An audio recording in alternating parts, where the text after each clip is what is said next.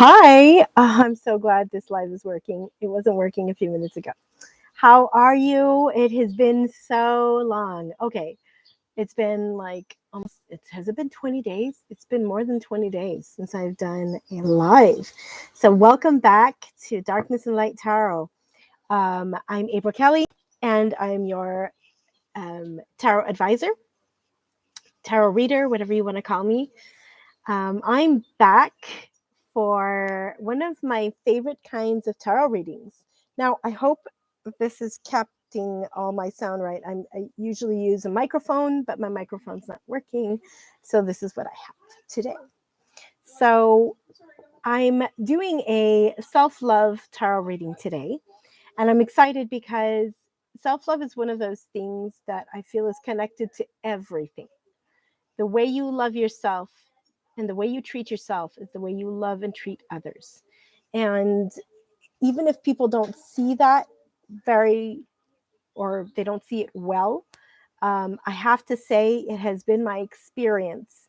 And I have some extensive experience. I have over 15 years of working with, actually, I'm at 16 years of working with families and youth and their families.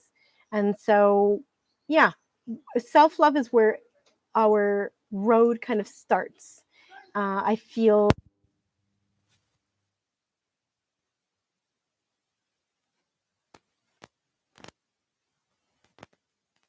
of themselves, or even how to love themselves.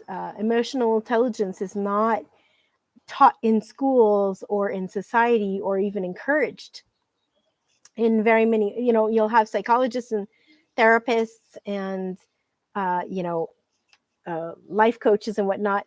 I feel life coaching is a little bit more now toward, we lean towards teaching people how to love and take care of themselves a bit more, which is absolutely beautiful. We're watching Dolly for the week, so she's out here um, with me today. But Dolly is we're babysitting Dolly, or dog sitting. How can we say dog sitting Dolly for a friend? I forget the mix that she is, but she's gorgeous. So we're dog people. So whenever we can babysit a dog, we usually say yes.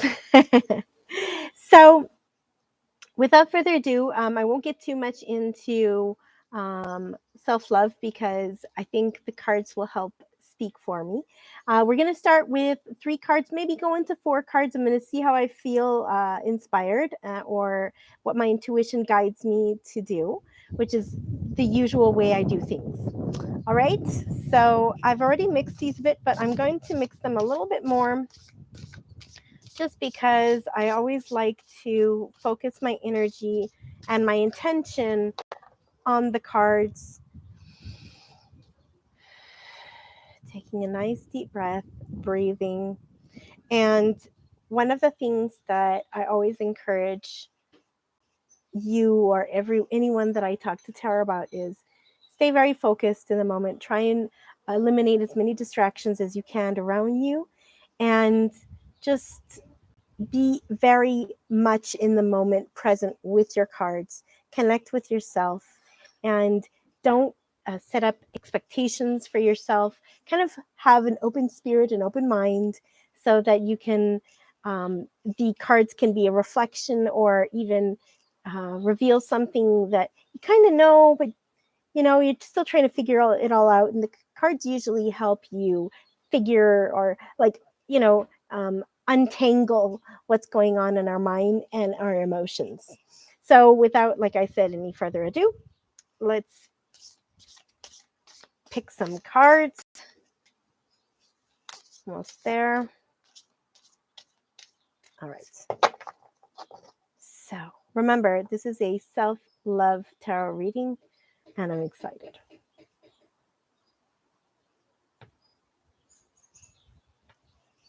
Mm-hmm. Card number 1.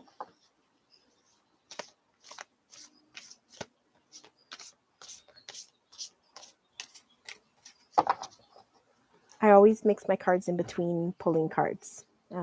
This is very personal choice. Not everyone does this, but just kind of letting you know. each tarot reader has their own, I guess, ways of doing their having the rituals and whatnot.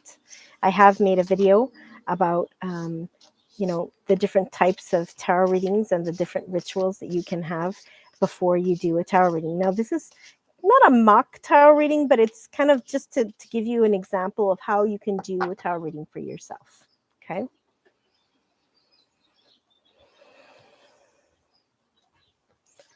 All right, so I'm feeling led to do only 3 cards because self-love is a very simple thing.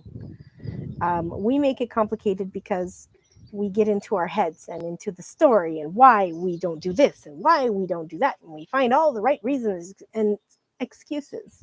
But at the end of the day, self-love is a choice. And let's see what the cards have to guide us. I mean, ideally, essentially, it'll probably be for me, but let's get into it. 10 of Cups. Now, the 10 of Cups has come up many times for me. And remember, the minor arcana, for those of you that have not watched my video about the minor arcana, you can go look in my video library and you'll see here on YouTube, there is a video that helps you understand what the minor arcana is and also for the major arcana of the tarot deck. So the 10 of Cups, now remember, like I was saying, in the minor arcana, you have cards 1 to 10 and 1 to 10 so that with the vision or the goal of 1 being the beginning of the journey and 10 being the end of it, right? And so when you see this card, there's rainbows, there's abundance, okay? The 10 cups, the children playing here, the couple together. There's a lot of, this is my moment, this is my time. So it would be for you, this is your moment, this is your time. All of your work is coming to fruition, all of the perseverance and all of the really beautiful, how can I call it? All of the self-work that you've done and all of the, the hard times, the ups and the downs, and everything has come to a head. And like a full moon, it's being birthed and it's your moment. It's your time to reap the harvests and reap the benefits of all of the emotional, physical, spiritual, and psychological work that you've done on yourself and with others, no matter what that journey is for you and what that chapter is for you. So it's coming to a head, and there's a lot of abundance, and there's, the end of something is always the beginning of another, right? And so there's the potential of beginning a new chapter, and yeah, just enjoying this moment. I love it. So this, by the way, remember, I have a video also that talks about intuition. And I'm a very intuitive tarot reader. I do use the meanings lightly of the tarot cards. The minor arcana, there's the cups, the wands, the pentacles, and the swords. And so I do use that lightly. But I do have to say that my intuition is what guides me first and foremost. So, but yeah, so this is like encouraging you and showing you, yes, please do bask in the abundance and all of, the result of all that hard work that you've been putting in. And see, for self-love, it would be, I've been working on me. I've been choosing me. I've been putting my needs first and respecting myself over others. And some people might consider that being selfish, but it's not. The way you love yourself and treat yourself is the way you're going to love and treat others. And so when you choose you first and you take care of your needs first, you can have more balanced and more healthy relationships, whether it be with your life partner or whether it be with your kids or your family or your friends or whoever it is that relationship is for you. So I love this. And cups, once again, is about the emotions, relationships, and all that kind of good stuff. So it's perfect for self-love. All right, that was beautiful, juicy one. Let's go for our next card. Ooh, death and rebirth. Now, this is beautiful for self love because in order to be able to love oneself, we need to, oftentimes, not every time, but oftentimes, from my experience, oftentimes we need to let go of what no longer serves us. What, um, you know, it, in order to be able to bring change, you need to do something new. And so we need to let go of the old to be able to bring in the new, right? So what's beautiful about that is that once we understand that, yeah, there are things that just don't serve us, or people that are in our life that, you know, that they don't, I don't know, I'm not going to say surface, but they're just there. There's no good reason for them to be there. They're not, you know, the relationship isn't really either active or they take more than they give. And it's, if there's no good reason to have someone in our life, that's a good reason to let them go. And that can be one of our hardest challenges in self growth, in self love, is letting go of relationships that do not help. Not, I guess I can use the word help, but I think the other word we can use also is, they don't help us evolve. They don't help us grow. They don't help us love ourselves. They don't uplift us. And if someone's in our life that doesn't help us or reflect the beautiful person that we are back to us through seeing us in a beautiful light, you know. So example, let's say my husband, you know, he always is telling me how he loves me, and I can be, I've got my little quirks and everything, but he loves those things about me, right? And he tells me all the time. And it's not something that's, you know, seasonal. He'll always say these things to me, and he always has. And that will always be a huge blessing to me. And I will always cherish those moments and those words that come from him and his heart. So now that's my husband, but I do have friends as well that, you know, always, that tell me regularly, like, oh, that was so beautiful, April, thank you so much. Or, you know, oh, I love how your heart is. And they just reflect the way they see me back to me, which is really beautiful. And, you know, the way they see me, um, and the love that they share with me, you know, from that version that they see of me, reflects the love that I give to them, and that I want to continue giving to them because they love and appreciate it. I hope that makes sense. So death and rebirth is one of those cards in personal growth that can really, really be triggering and challenging, but at the same time be really beautiful and be a blessing. Oh, there's Dolly.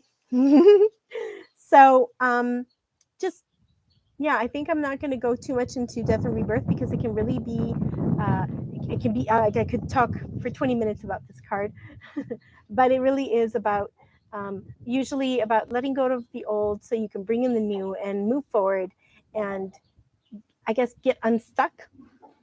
That can be a way of expressing it, but also just moving into your abundance, the no limits, you know, that you can accomplish whatever you put your mind to. All right, so that's card number 2. And card number 3. Oh, the 8 of Cups. I love it. Okay, so the 8 of Cups is you're almost there, right? Remember, the first of the minor arcana is the beginning of the journey. The 10 is the end of the journey. So the 8 of Cups. So once again, a cup. I had a major arcana here in the Death and Rebirth, and then the 10 of Cups as the first cup. So I'm very much in relationships, but it's very appropriate for a personal self-love tarot reading. So for the 8 of Cups, as you can see here, she's walking away. Okay. And funny enough, you don't see them, but there's all these cups that they sank and they bloop, bloop, bloop under the water, and you can't see them anymore. And there's only like one still burning, It's burning, but it's just kind of not really serving anything. And slowly but surely, this chapter is, you're seeing that, you know what? I don't need these things in my life anymore, whatever that is for you, and letting go of them, because you've been through this whole process from 1 to 8 and you're almost there. There's only two more, there's a 9 and a 10, and you're getting there. But you're realizing that in order to truly reach that, your true abundance, and what your full growth, or at least the growth in this part of your life that you're working on, right? The self-love, in order to truly, completely come to that place of self-love, you need,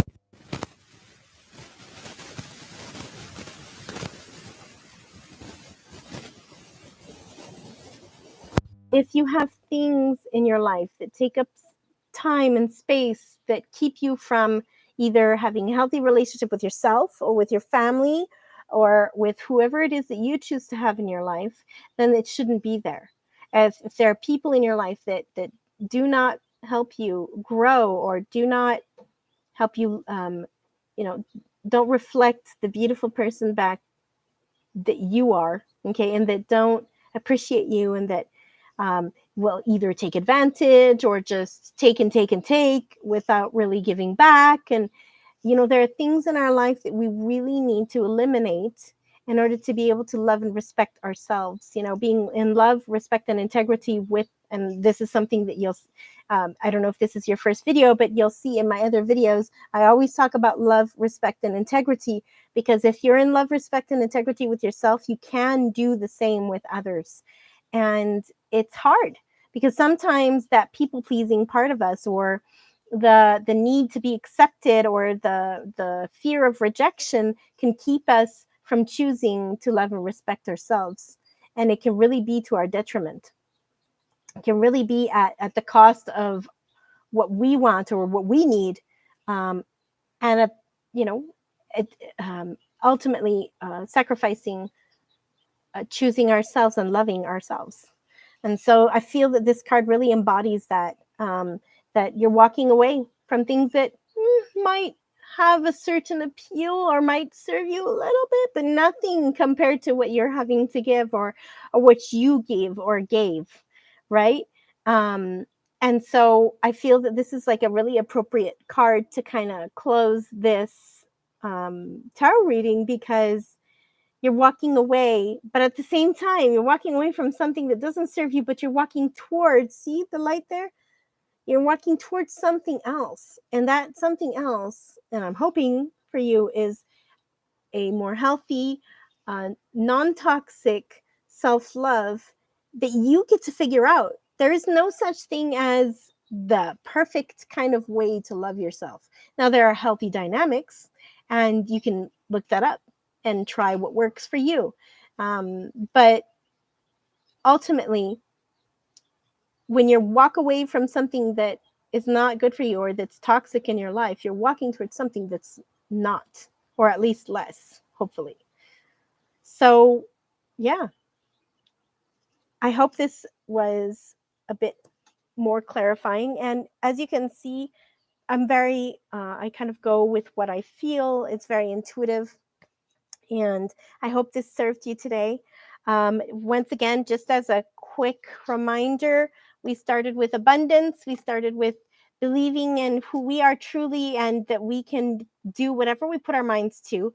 Letting go with death and rebirth, letting go with, of what doesn't serve us, or of the things or the people in our life that do not help us love ourselves, and that are just don't serve us on our journey. And then here, the walking away, but walking towards a more beautiful you, and a more beautiful journey, and choosing and allowing yourself to figure it out, figure out what that is.